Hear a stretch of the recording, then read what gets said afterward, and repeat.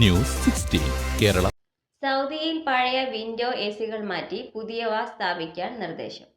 സൗദിയിൽ പഴയ വിൻഡോ എസികൾ മാറ്റി പുതിയവ സ്ഥാപിക്കാൻ നിർദ്ദേശം. വൈദ്യുതി ഉപയോഗം കൂടിയ പഴയ എയർ കണ്ടീഷണറുകൾ മാറ്റാനാണ് നിർദ്ദേശം. ഇതിന് പകരമായി വൈദ്യുതി ഉപയോഗം കുറഞ്ഞ പുതിയ എസികൾ സ്ഥാപിക്കണം. ബന്ധപ്പെട്ട സർക്കാർ വകുപ്പുകളുമായി സഹകരിച്ച് സൗദി ഊർജ്ജ കാര്യക്ഷമതാ കേന്ദ്രമാണ് പദ്ധതി നടപ്പിലാക്കുന്നത്.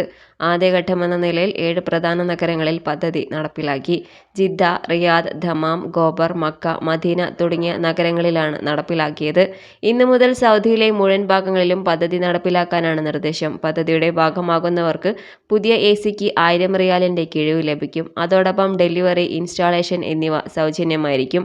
5000-ലധികം ചില്ലറ വ്യാപാരികളുടെയും 350-ലേറെ വൻകിട ഷോറൂമുകളുടെയും 4 സൗദി ഫാക്ടറികളുടെയും സഹകരണത്തോടെയാണ് പദ്ധതി നടപ്പാക്കുന്നത്. സൗദി തിരിച്ചറിയൽ കാർഡ് ഉപയോഗിച്ചും പദ്ധതിയുടെ ഭാഗമായ സ്ഥാപനങ്ങളുടെ വെബ്സൈറ്റ് വഴിയും പദ്ധതിയുടെ ഭാഗമാകാം.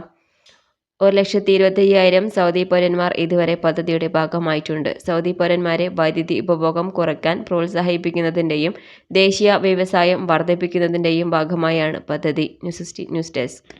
പക്ഷമില്ല, വിവേചനമില്ല. നേരിനൊപ്പം, നാടിനൊപ്പം, നാട്ടുകാർക്കൊപ്പം. News 16 Kerala channel.